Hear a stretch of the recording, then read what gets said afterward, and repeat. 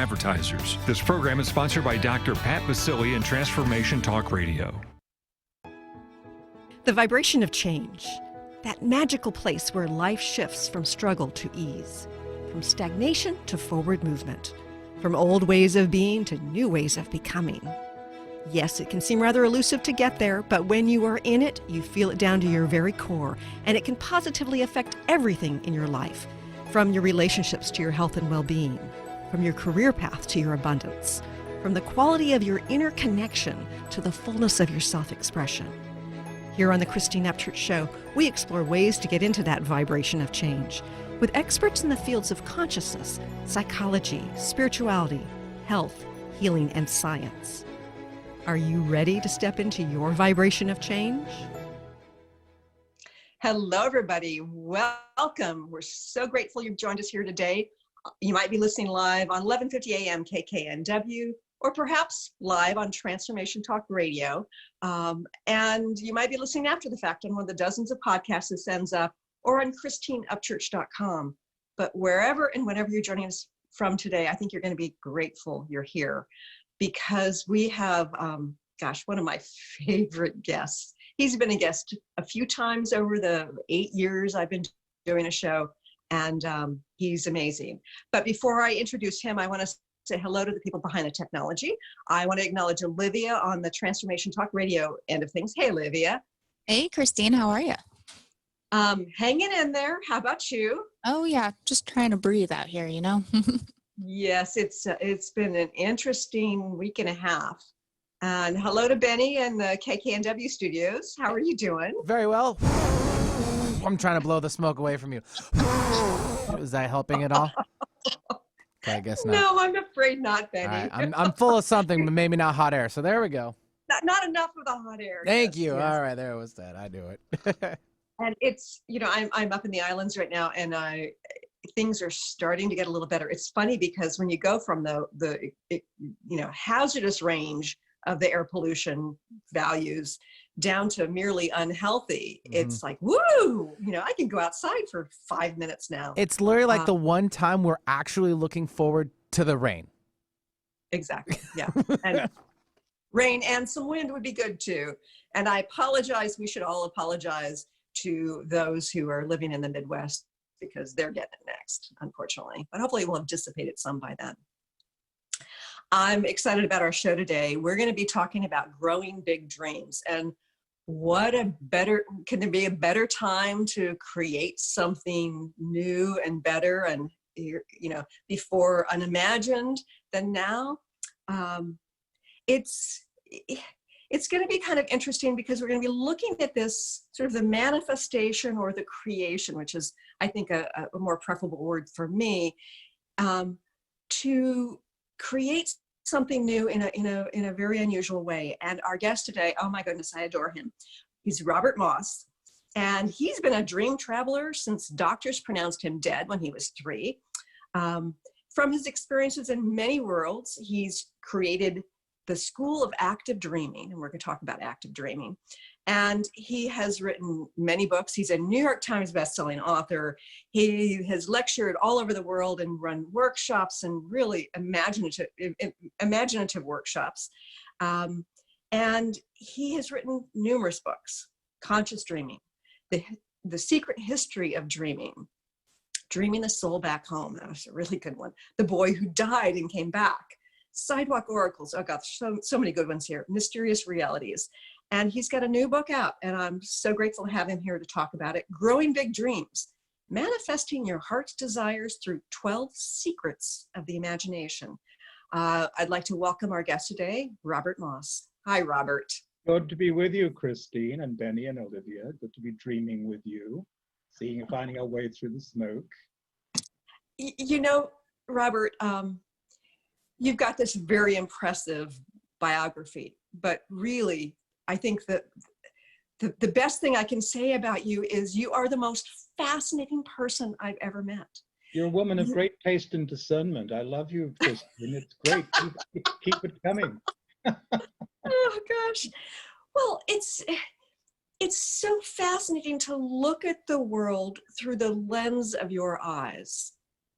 And it's it's kind of this fun way of reorienting our perspective towards truth.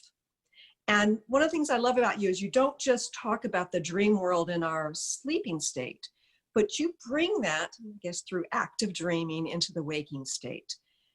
Why is it right now, with all that's going on in the world, why is it important that we start focusing more on the active dreaming? Well, let me give you a very simple example from this morning. I like news stories. It's a very small dream story from my life. It's tiny. I wake at 2:30 and I'm laughing and I'm happy and I feel refreshed and I feel strong and I feel really, really well, better than I've done for weeks with all this oppressive situation we're in. What have I done in my dream? Nothing much. It doesn't sound like anything much at all. I've been at a resort hotel, somewhere like that, upscale bar and grill. I have a cheeseburger, which I don't eat very often in ordinary reality, perfectly fine cheeseburger. I have a view of the sea. I'm with a male companion. We go down to a party room where a nice, elegant party is going to be underway. And there's a waiter in a white jacket, and he hands me what I think is a gin and tonic and an extra glass of ice. So I've got my 2 hands full of these flared glasses. I say, I've got something to do with my hands. And he starts laughing. He's gay. He thinks I'm teasing and flirting with him. I wake up in this ridiculous, tiny little dream. Oh, I don't kick that way, but no judgment, I don't kick that way. So I wake up laughing and think, that was really fun. And I'm thinking, one of the things to know about dreaming right now is you can have a getaway. You can have a dream getaway. You know, if you can get to the island, great. If you can't physically get to the island, in your dream, maybe you can get to the island. I think I was actually back in my native Australia last night. I'm not quite sure. But I'm thinking, as I come back, as refreshed and happy as you would feel after just a fun outing, innocent outing, perfectly charming outing. Yes, you have your cheeseburger. Yes, you have gin and tonic. But that's about as complicated as it got. I felt so good. And I thought, here's one of the things we need to know right now, whatever our circumstances. Dreaming, you can travel without leaving home. You can give yourself a break. You can have some fun. You can go visit someone on the other side of the world. Go visit the friend or the lover you're not able to see. And of course, you can travel to other worlds where strange and mysterious things happen and have adventures there. But the other thing which you introduced me by saying is this. You can look at the world all around you as a dream, full of symbols, full of signs, full of nods and nudges and winks and secret handshakes from the larger reality. So although I'm not getting out and about as much as I typically did before the pandemic, whenever I go out the door, I'm alert to what the world is giving me. That kid's chalk drawing on the sidewalk, you know, that snatch of music from the car going by, that overheard bit of conversation, the crow tapping on the window, or talking from the tree, which you got just before we started. The crow is a message. And it was so unusual because I've never had a crow tap on my window ever. And there it was sitting on the edge of the window, right next to where we're filming this. And it was insistently tapping on the window. And I stood up and walked over there, and then it flew away, and it's sitting up in the tree right now. Yeah. So we've got this crow, and I think of the crow as something that goes between the worlds, that it lives in both the imaginal realm, the ethereal realm, and our reality of 3D. Well, that's a very good reading of what tapped you. You know, in Mexico, if you're going to become a presidential candidate, you are tapado, you are tapped. Christine, if I'm looking at you, I'm saying you are tapped for this interview. And my goodness, got you off onto a wonderful role of association. The crow and the raven are messengers of great importance in so many traditions. I mean, in the Iroquoian tradition of the native people in the Northeast where I live, the crows are the messengers. They're the ones who help Hiawatha, the real Hiawatha, to find and confront and break the power of the evil tyrant who's taken possession of the world in the dark time. The crows are the ones who know where to go. They get the good guys where they need to go to break the spell of an evil sorcerer whose tongue goes and grabs people's minds. Does that sound relevant?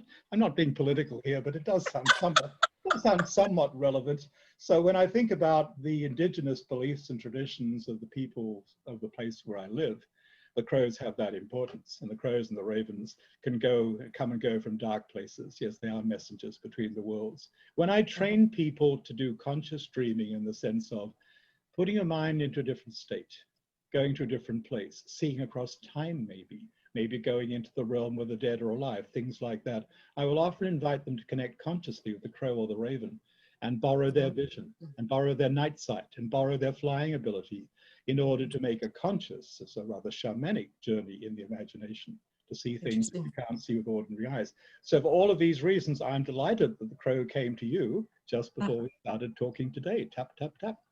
Right. And I think that it was also coming to you because it was right before our interview. And so it's symbolic of the importance of what it is you do. Yes. Yeah. Great. It's wonderful. So that's an example of the dream coming after you in ordinary life. I mean, let me just say generally about all of this. We all understand now we need sources and resources and tools and places of sanctuary and refuge and help beyond the ordinary to get through this. I mean, there's nowhere safe on the planet for anyone sane right now. There's absolutely nowhere safe in any respect on the planet. So where do we find our safety? Where do we find our compass? Where do we find our navigational ability? I would suggest that the tools of dreaming are what I call active dreaming, which involve not only listening to your sleep dreams, but learning to dream consciously, learning to use your imagination, and learning to look at the world around you as in the play of signs and symbols and synchronicity as a waking dream. These are all things that are needed more urgently now than ever, apart from anything else, for entertainment, for a quick getaway overnight, for a vacation, for destination travel, but for so much more. For maybe remembering that there's a secret logic, a secret order of events, that despite everything, there's some purpose or meaning to your life, and that you might be given the tools to get you through. So that's what the new book is about, and that's what the whole approach is basically about. And the timing is absolutely perfect, of course. And one of the things I've connected this with is the fact that so many people are having issues sleeping through the night. The whole pandemic, whether you believe it's significant or not, because it has altered society so much, because things aren't so-called normal, people are having a hard time processing their fear. People are having a hard time kind of processing dissonance, adjusting to new ways of living. So how is it we can take advantage of that insomnia? Well, you don't have to have insomnia if you recognize that you might have more freedom in how you schedule your sleep-wake cycle today than you had before. So many people are working from home, so many people are working remotely. It is easier if we make the choice, for many of us, to decide, okay, I don't have to stay in bed for 6, 7, or 8 hours at a stretch. I can sleep for a while. Then if I'm awake, I'm awake. I do something else. Then I have a nap at some other point in the 24-hour cycle. And that is really the heart of breaking the idea of insomnia. The other part of breaking the idea of insomnia is you're awake in the middle of the night, relax. Lie in bed, try to enter a state of relaxed attention, see if images rise and fall behind closed eyelids. You might find yourself going off into a kind of state of horizontal meditation. You might be amazed by the images that rise and fall. They won't be so quick and so crazy you can't catch them, but that eventually in this state, you might find something really interesting is coming through to you, something like an inner voice, something like a connection with some kind of transpersonal guide or teacher. Something like an invitation to go off and have a lucid dream adventure because that landscape is so alluring, so interesting. You want to stay with that image. So one of the things that I teach people to do is everyday practice. Anyone can do this if you can just learn to relax enough. You know, you wake in the middle of the night, or maybe it's before you fall asleep if you're not so tired, or maybe it's after you wake up in the morning. Languor with intent in bed.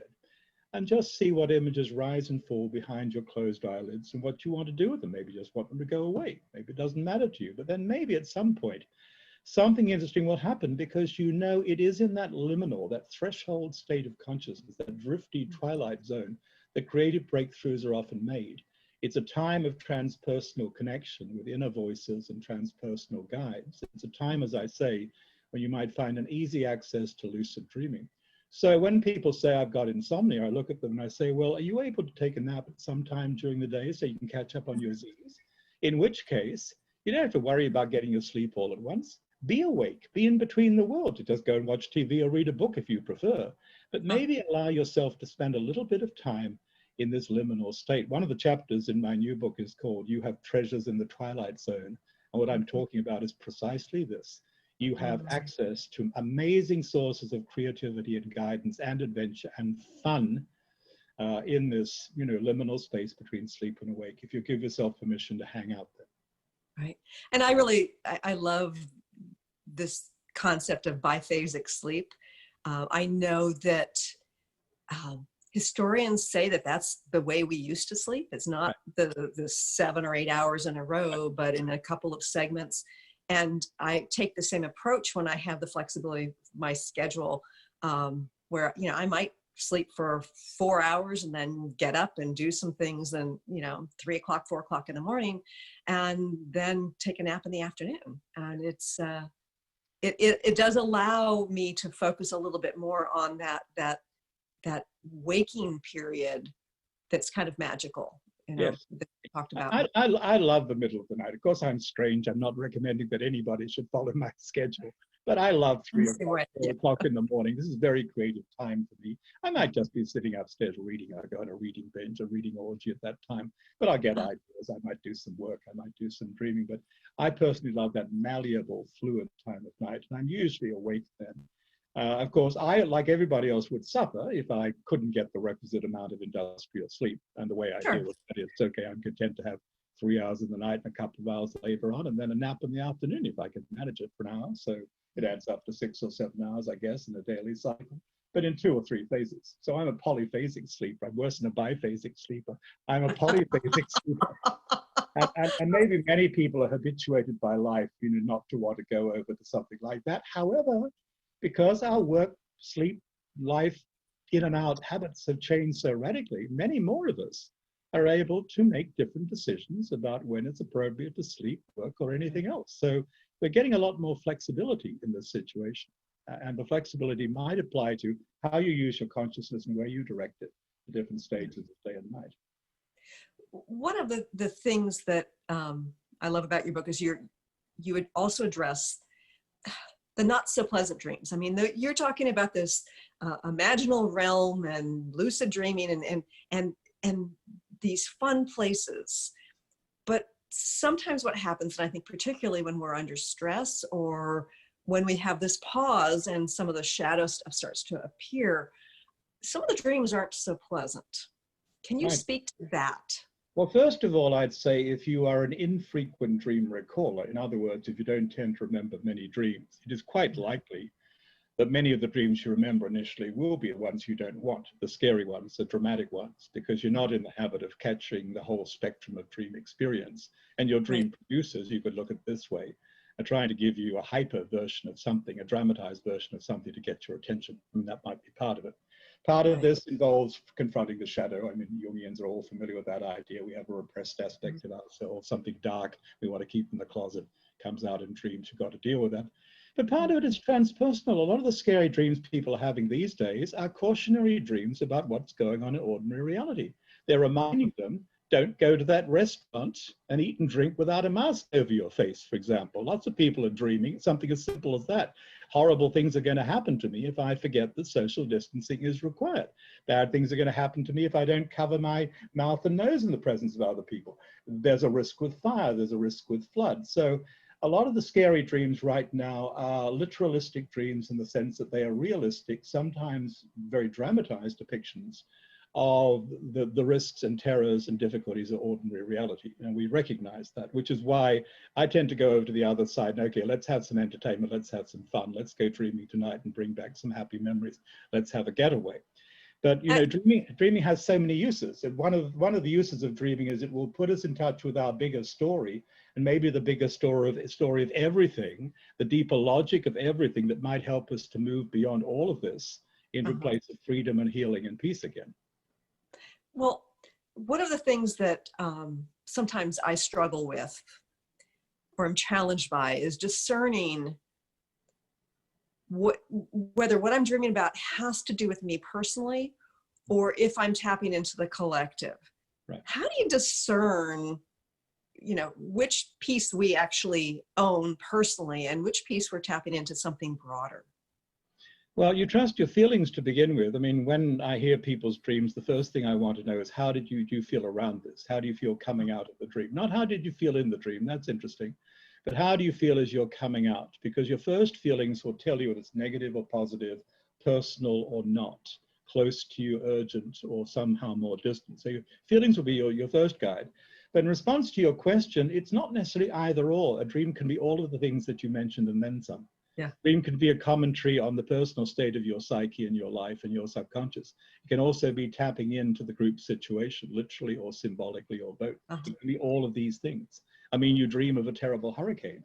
Okay, there are terrible hurricanes. We see news of them from time to time, right? Or a terrible fire.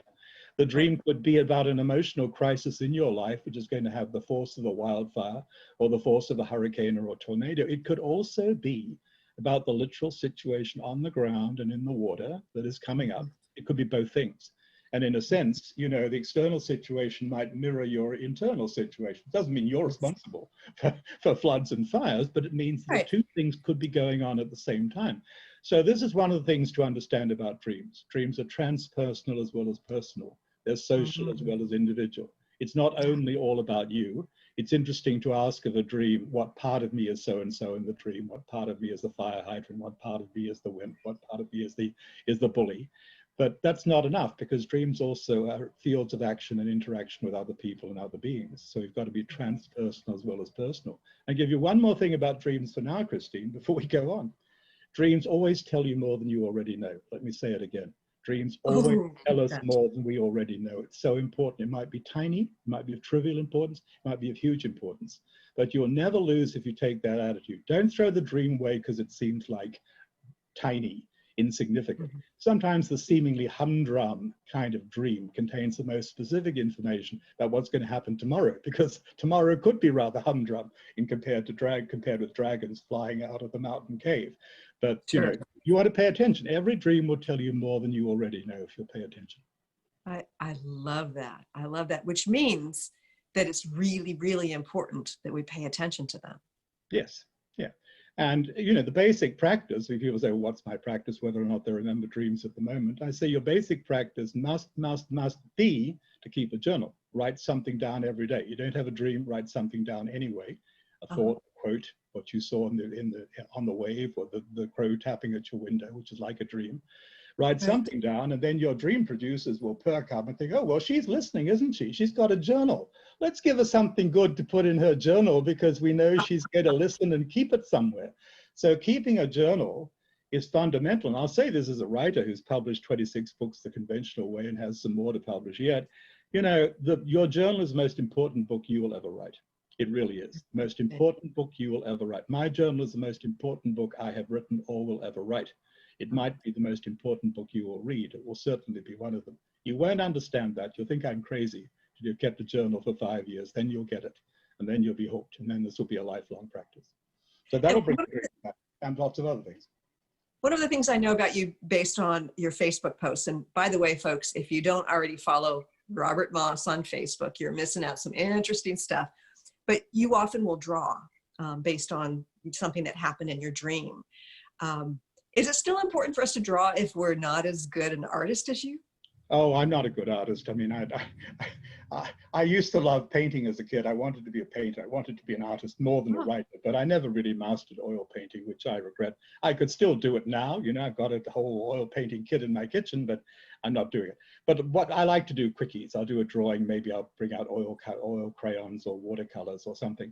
It's good. It brings out the child in you. Doesn't matter whether you're an artist or not. The child in you, the great Imagineer in you. This is one of the secrets of life, secrets of imagination, secrets of creativity. The master Imagineer, the great Imagineer in you is your inner child, your magical child. When she comes out to play, you have joy and juice and energy and vision you don't have otherwise. And I find when I pick up, you know, the colored pencils or the stubbies or the crayons or whatever they are, my boy Robert's come out to play with me. And I've got much more, you know, creative energy and vision than otherwise. Actually, I haven't done a drawing today. You're now mobilizing me to get down and draw the scene with the gin and tonic. Maybe that's not for 8-year-old Robert, but a funny waiter with the hair flying out. I could draw him. Yeah, I just love, because I'm at home and can't read my handwriting, I tend to put my dream reports on my phone and then on my computer. So I'm missing some of the drawing I routinely do when I'm traveling around the world with beautiful, you know, blank-paged travel journals with lots of scripts in to do my drawings. But I think you've just mobilized me to remember, Robert, wherever you are, get out that sketchbook, draw something from your dreams every day, because that's really good practice too. So I'm curious about your perspective on where our dreams come from. Well, that's one way of asking it. And let's notice there are different kinds of dreams and they're produced in different ways. Some of our dreams, I think, are actually productions of our personal dream movie companies. I think everybody's got a personal dream production company. Think the Walt Disney Studio or something like that behind the scenes that is producing dramas for you. And sometimes they're to wake you up to something, sometimes they're to mobilize you. I remember a woman who came to one of my trainings, a doctor, normally very well-spoken Anglo-French doctor with very good manners, and she's cursing at the breakfast table because she's having that same, you know what dream again and again. Right. What's the matter, dear? Oh, that same effing dream. Well, what is it? Oh, I've got to do my medical exams again, and I did them 30 years ago, and she's cursing and complaining. And I say to Lake, I've got the answer for you. There is a dream production company, your personal dream production company behind the curtains of the world. And they're so bored with having to make the same effing dream for you again and again because you will not get the message. What's the message? Oh, the message, if it's my dream, is I'm facing a new test, a new exam in life. I'd better get ready. My God, she said, that's right. That's true. I know what it is, and I haven't been doing anything about it. Well, you do that. You get ready for your new life test, and you'll stop having the same effing dream. And she did. So we're laughing about the idea that you have a dream production company. So that might be part of it. What is the dream production company? Well, maybe it's the work of a larger aspect of ourselves, our inner council of advisors. So that's one way of looking at a certain kind of dream. Another way of looking at this is, it's not how the dreams come to you, it's how you get into dreamland and bring back an experience. Because in dreams, you might be traveling. You might be traveling beyond the body. You might be traveling beyond ordinary reality. You and I have talked about this theme before. You might, for example, be traveling to a parallel life, a continuous life. You're living somewhere else with that former partner or that former job. And you went there. So what you're bringing back is you're bringing back to yourself, and it is the memory of an experience in a separate reality. So that's another way of looking at certain dreams. It's not how they come to you. It's how you went there and what souvenirs and memories you brought back. Maybe memories of the future, maybe memories of parallel life, maybe memories of another time and place when you're in the situation of someone you're connected to in a past life or another life. So that's another way of looking at it. And then, of course, if we think that we might have some form of larger intelligence that's trying to communicate to us, and I certainly hope we do, whether you call it God or goddess or nature or the higher self or the great big Jungian self or the ancestors, then it might be that dreams are one of the ways that a larger intelligence tries to get through to us. It might be the voice of conscience. It might be an effort to restore our inner compass. It might be an effort to recall us to some understanding of what we're doing and not doing in this world. So I like to think that actually dreams are also a way of accessing the sacred, the divine, the greater self. Love this. We have to go to a quick break, but stay tuned, folks, for more with Robert Moss.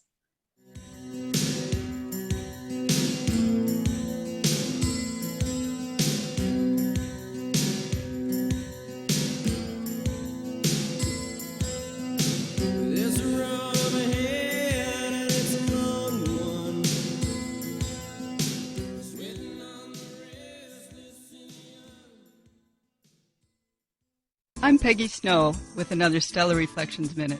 Presence, or what we think of as being fully in the moment, is a key element in the process of healing work. As a practitioner facilitating a session, genuine presence takes us out of our heads, where we tend to decide what is and maybe what should be for the client, and moves us into direct experience where we're available to witness the person in their wholeness. In this receptive realm, our senses are heightened and expanded, allowing us to perceive what's seeking to unfold and to interact in the moment. There's something profoundly powerful that happens when healing is approached in this simple, pure way. Balance can be restored and healing can take place on multiple levels. If you'd like more information about the services we offer at Stellar Reflections, visit us at stellarreflections.com or call 425-999-9836. That's 425-999-9836. Are you meeting your sales goals? Or maybe your business plan could use a dose of the divine? Tune in to Divinely Driven Results with faith-based business coach Elise Smith on TransformationTalkRadio.com. Coach Elise Smith helps listeners get unstuck from their business plateau and become empowered through divine guidance. Build up belief in yourself and your dreams, and learn business strategies that work for you for real lasting results. Learn more by visiting www.elise.com. www.divinelydrivenresults.com. The vibration of change, that magical place where life shifts from struggle to ease, from stagnation to forward movement, from old ways of being to new ways of becoming. If you're like I am, it can be rather elusive to get there, but when you are in it, you feel it down to your very core, don't you? And it can positively affect everything in your life, from your relationships to your health and well-being, from your career path to your abundance, from the quality of that inner connection to the fullness of your self-expression. On the Christine Upchurch Show, we explore ways to get into that vibration of change with experts in the fields of consciousness, psychology, spirituality, health, healing, and science.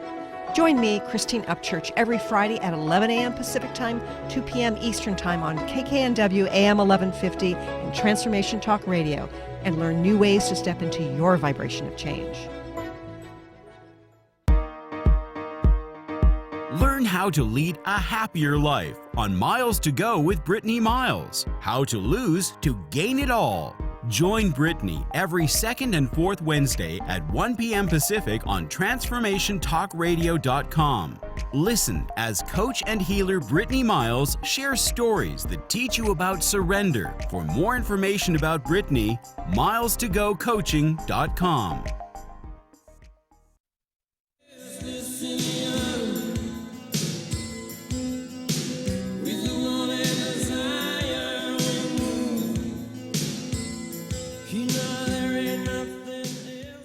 Welcome back to the Christine Upchurch Show here on KKNW AM 1150 in the Seattle area and on Transformation Talk Radio around the world. I'm having a fascinating conversation with Robert Moss, who's a New York Times bestselling author and the creator of Active Dreaming. Now, Robert, one of the things I love about your current book is that you have laid things out sort of step by step, chapter by chapter, about encouraging us to take certain steps so that we can grow these big dreams. Why in this book did you choose to sort of organize it like that? Well, it's putting a list, over a non-linear subject is an interesting exercise. People like Sure. it. They like one-liners they can internalize and remember. So I took on the challenge of trying to distill a lot of guidance, a lot of experience into 12 simple statements about life, reality, and how to, grow your dreams of possibility. The first of them is, dreams show you the secret wishes of the soul. And I'd like to explain this for a moment. Dreams show you the secret wishes of your soul. When you think about it, if you're going to manifest your heart's desires, you better get in touch with what your heart longs for, hadn't you? Instead of just thinking from the head, thinking from the ego, thinking from the gut, thinking about other people's expectations and calculations. One of the things I learned in a critical moment in my life when I was called in lucid dreams to an ancient native woman healer, in Rondiwana, a woman of power of Iroquoian tradition, is that in her language, the most important thing to know about dreams is they show you the ondinunk, this funny word which it took me a while to translate. It means the secret wishes of the soul.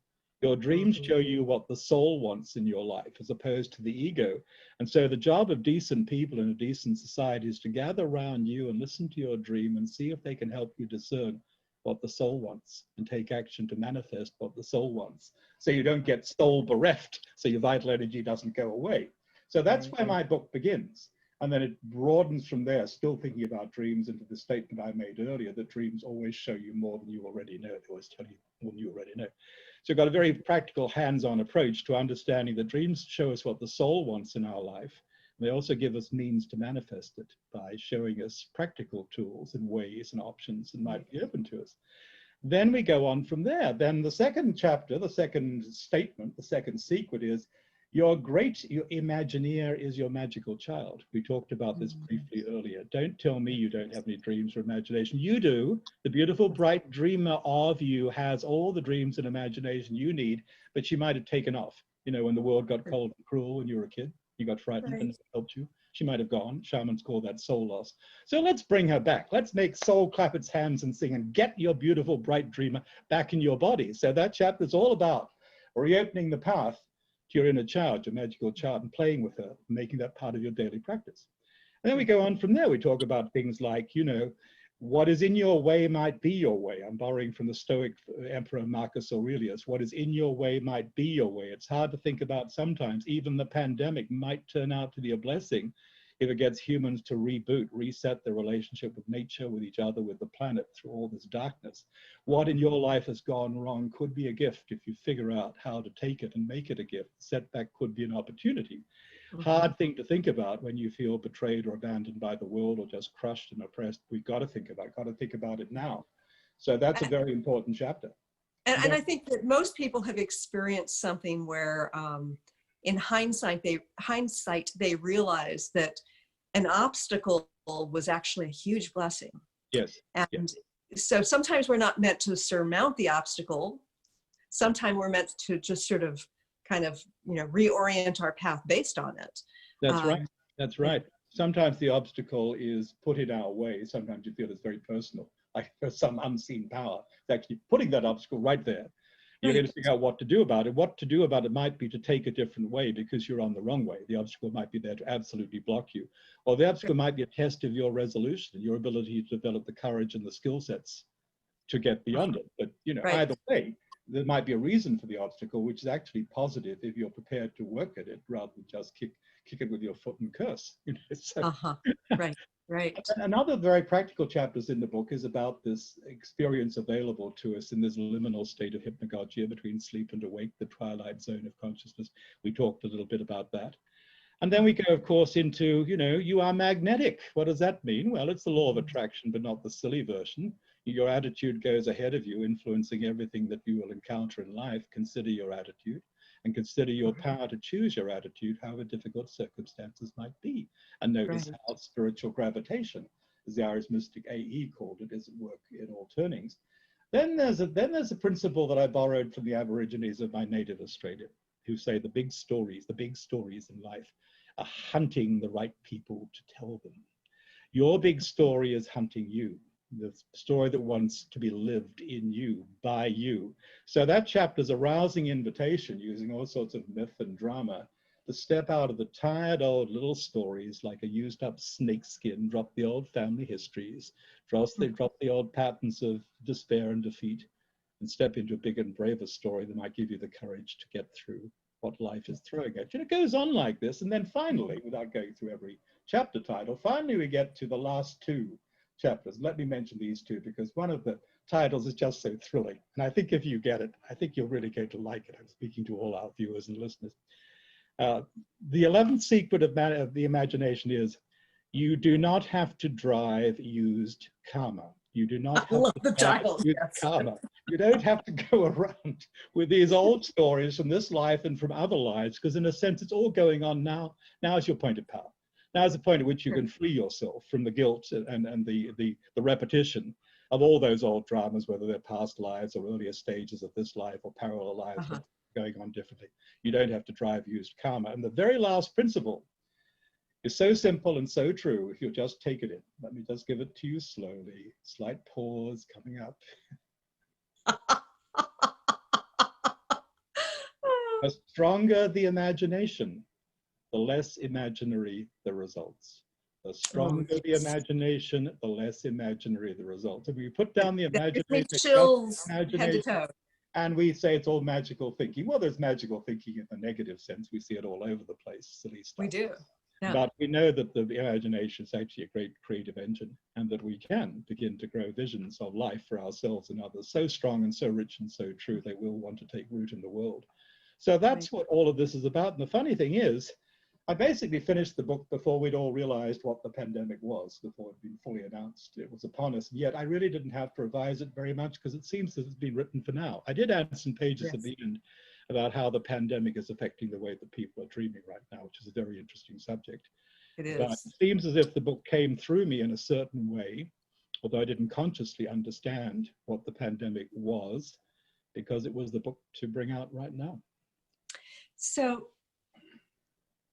that brings up this concept of, as we work in this and with this imaginal realm, that we also step into divine timing. Yes. Well, let me tell you a little story about this. It's a very simple one. You've read the introduction and you know that I quote Viktor Frankl, who probably everyone watching your show knows about, his famous book, Man's Search for Meaning.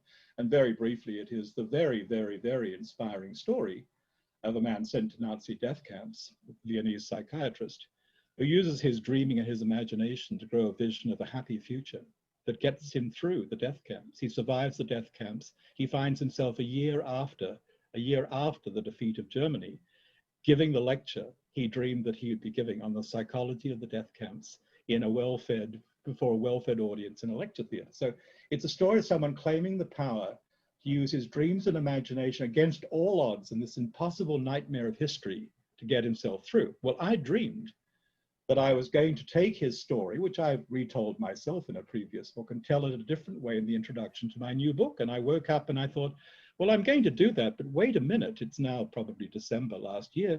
Is this rather dark way to open a book about manifesting the heart's desires, taking us back to Auschwitz? No, I have to do it. And then when the pandemic came upon us, you know, drawing the comparison, I mean, the point is, if Viktor Frankl can dream his way through Auschwitz, however hard our circumstances, maybe we've got a chance too. Maybe we can use the techniques he used to grow a vision of possibility of a better life and reduce all the dark stuff to the trash can of history.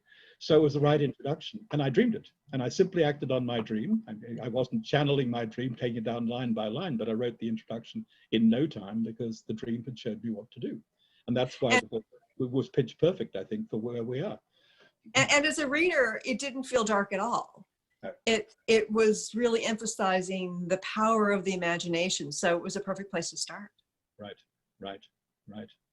Yeah, and I've often said that to myself since I first met Viktor Frankl through his book. I was probably a kid. I was probably a teenager in Australia. And I thought back then, and I've thought ever since, here's a man who asserts the principle that whatever your situation in life, you always have the power to choose your attitude, and that can choose everything, and applies his considerable creative imagination. Well, he's basically a walking skeleton with a tattoo on the arm, can be killed at any moment.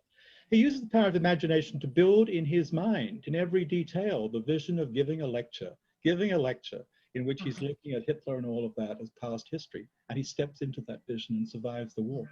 It's such an incredibly arousing story for all of us, given the circumstances we find ourselves in. If he could do that in Auschwitz, maybe we can dream and imagine our way through too. Yes. Before we go any further, Robert, I know we're going to talk until the very end. I want to make sure our listeners know and viewers know how they can connect with you and what it is you offer. Well, my website is mossdreams.com, moss like my name, like the moss you see on trees throughout the Pacific Northwest, mossdreams.com.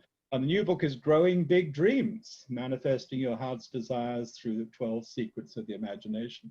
And that is published this month, and it's available from the usual suspects in your independent bookstore right now. Yeah.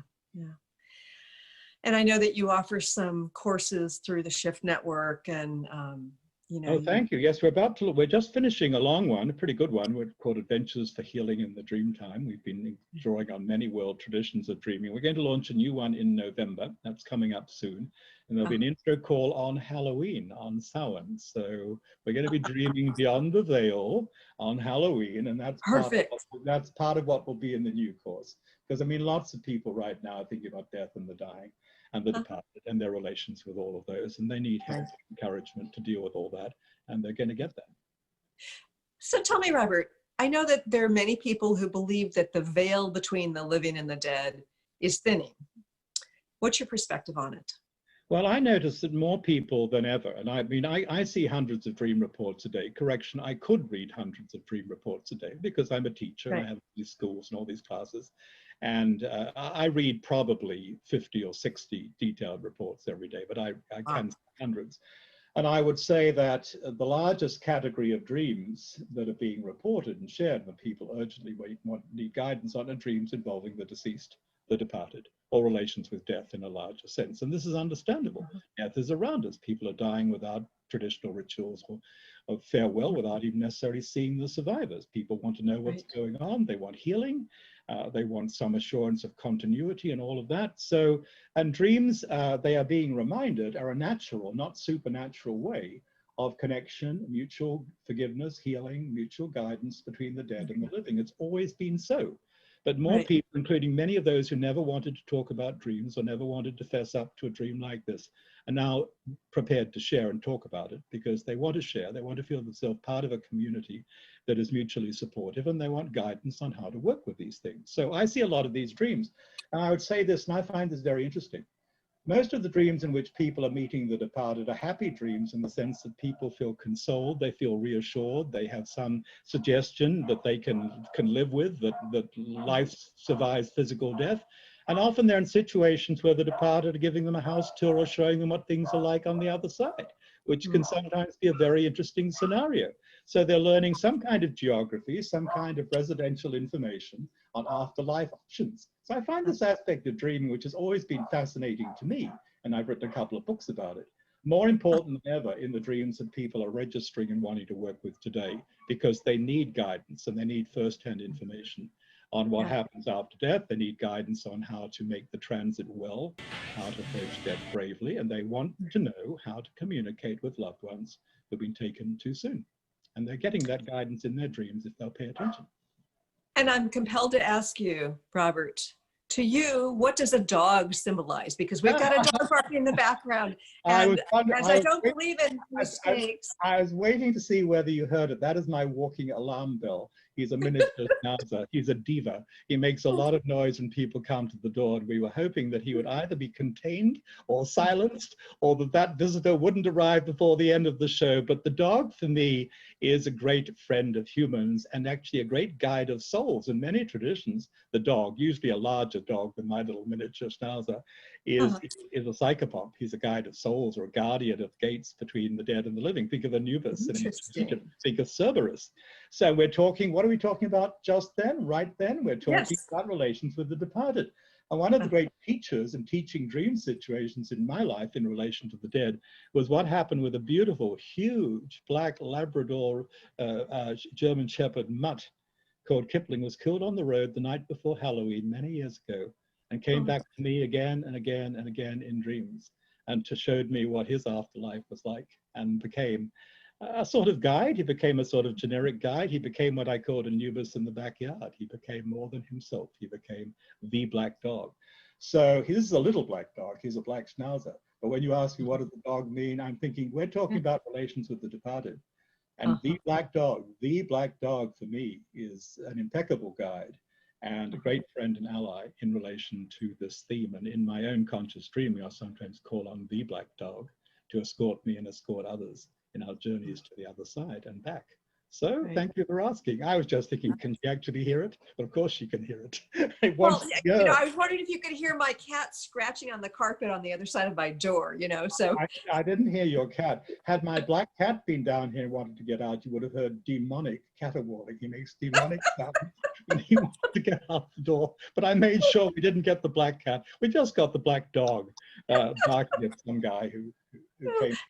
This is one of the wonderful things, though, about the stage that we're in. I know that you would often do interviews from your home anyway, and yet more and more people are having Zoom meetings. They're doing interviews instead of at offices at their homes. And it adds a layer of authenticity that I think is absolutely perfect. And it brings us down to earth a little bit more. So it's like, yeah, Robert's got a dog, and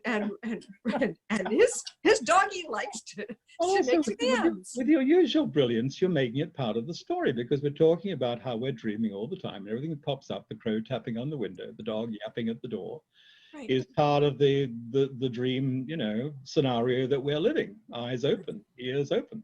So you were right to ask about the dog, and suddenly all these associations with the black dog started streaming out of me, because it has been one of the most important connections in my life. I will say to people, when it comes to noticing the dreamlike play of signs and symbols around you, develop a sense of your personal omens. I'm not talking about hand-me-down superstitions now. I'm sort of just saying, notice what something means to you when it turns up, and then when it turns up again, and monitor what it means to you.